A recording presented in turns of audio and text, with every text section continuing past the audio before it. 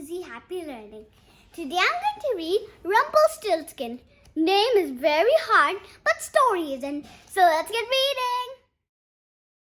Rumpelstiltskin. Rumpelstiltskin. Retold by Susanna Davidson. Illustrated by Disteria Gucciardini. Chapter 1. The Miller's Daughter. Once upon a time, there was a poor miller who loved to show off. He boasted about everything. I have a pretty daughter. Sometimes his boasts were true, hello father, and sometimes they weren't. I'm the best looking man around. One day on his way back from a hunt, the king rode through the miller's village. Suddenly he stopped. A beautiful girl was standing on the path. What's your name? He asked the king, gazing at her. Her name is Anna, said the miller quickly. She's my daughter, and she can spin straw into gold, he added, boasting as usual. Really? Asked the king. Yes, really, replied the miller, nodding his head.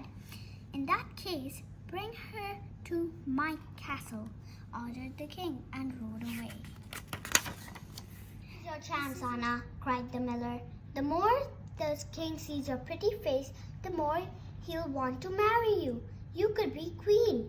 The next morning, the miller took Anna to see the king. The castle walls were old and crumbling. The windows were broken and doors were missing. The king must be short of money, whispered the miller. You can go, the king commanded the miller. As for you, he said, turning to Anna, follow me. Chapter 2. The King's Test. The king led Anna down dark corridors and up twisting stairs. At last they reached a tiny room stuffed with straw. In the corner was a large spinning wheel.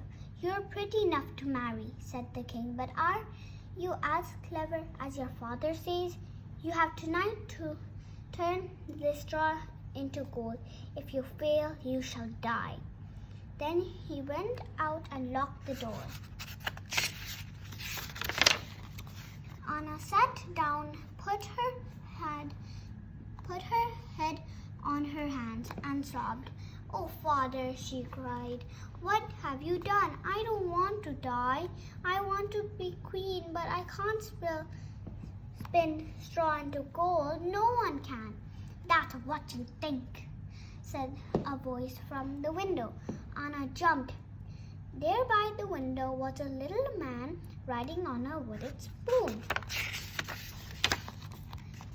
His long white beard waved about in the wind. Hurry up, he shouted, and let me in. It's cold out here.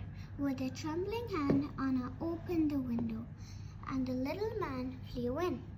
Mistress Miller, he said with a smile, what will you give me if I spin that straw into gold? For a moment, Anna was too shocked to speak. She could only open and close her mouth like a fish. I could give you my necklace, she said at last. Perfect, said the little man, grabbing it. He leaped onto the stool, tossed his beard over his shoulder and began to spin. Whir, whir, whir. Anna gasped in surprise. The straw was changing into gold before her eyes. She tried to see how it was done, but as she watched the whirring wheel, she felt her eyes begin to close. Soon she was fast asleep. Chapter 3. Glittering Gold. Anna woke at dawn to find the little man gone, but the room glittered with gold. When the king came in, his eyes lit up in delight. But it's not enough for me, he said. I need you to spin more gold. I have servants to pay. He took Anna to a second room larger than the one before. Once again, it was stuffed with straw. You have tonight to turn the straw into gold. If you fail, you shall die, said the king. Then he went out and locked the door. Anna sat on the stool and cried. I still don't know how to spin straw into gold, she sobbed. But that night, the little man came again. Let me in. What will you give me if I spin this time? He asked. I'll give you the ring on my finger, Anna replied. Perfect, said the little man. He pulled off her ring, hung his beard over his ears, and began to spin. Whir, whir, whir, went the wheel all through the night. The little man left as the sun rose. When the king came in, he jumped for joy. But I still need more gold, he cried. After all, I have a country to run and enemies to fight. I want enough money to last my whole life. He took Anna to another room even larger than the one before. This one was bursting with great piles of straw. You must spin this too, all through the night, and if you succeed, you shall be my wife. That night, the little man appeared for the third time. What can you give me now, Mr. Miller? He asked. Oh, cried Anna, I have nothing left to give. Then promise me your firstborn child, said the little man. If I refuse? Asked Anna. I won't spin, he snapped. Anna thought for a while. I do want to be queen, and he might forget his request. Finally, she said, I promise. The little man grinned, tied his beard under his chin, and began to spin. Whir, whir, whir. The next morning, the king was dazzled by all the gold. At last, he cried, I have all the gold I'll ever need. Anna, he said, you are both beautiful and clever. Will you marry me? Oh, yes, said Anna at once. And so on. Anna, the poor miller's daughter, became queen, my new wife. Chapter 4, Anna's Promise. A year later, Anna gave birth to a beautiful boy. She loved him more than her own life. But one dark winter's day, the queen heard tapping noise at her window. Let me in. Oh no, she gasped. The little man's back. Come in, cried the queen, clutching her baby. That's what you think, said the little man. He disappeared from the window.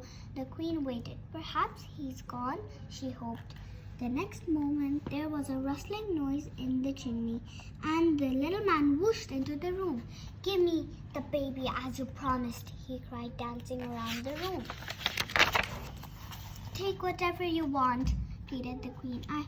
You can have all my money, all my jewels, but please let me keep my son.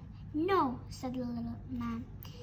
No, said the man. Something alive means more to me than all the treasures in the world. The queen wept and begged and wept again. At last, the little man took pity on her.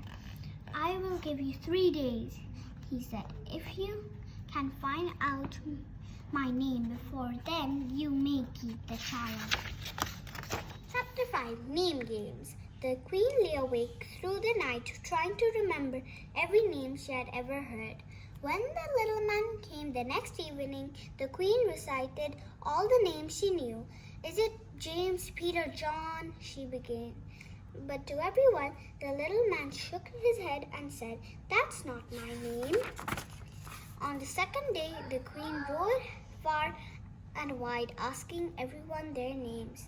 That night, she recalled the stray new names. Is your name Sheepshanks, Short Ribs, Lace Leg? She asked. But to everyone, the little man shook his head and said, That's not my name.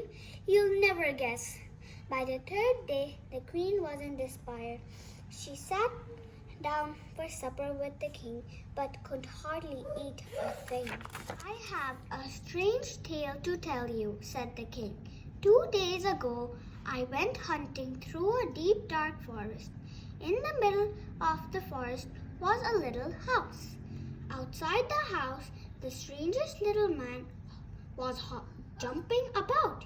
He hopped on one leg and sang, Today I bake, tomorrow I brew, the next day I'll do the same. Ha! Glad that I am that no one knew that Rumpelstiltskin is my name. The queen smiled when she heard the king's story, but she didn't say a word. When the little man arrived that night, he said, Well, Mistress Miller, do you know my name? At first, the queen said, Is your name Solomon? No, said the little man, jumping up and down in excitement. Is your name Zebedee? No, said the little man, leaping around the room. Perhaps, said the queen after a long pause, perhaps your name is Rumpelstiltskin?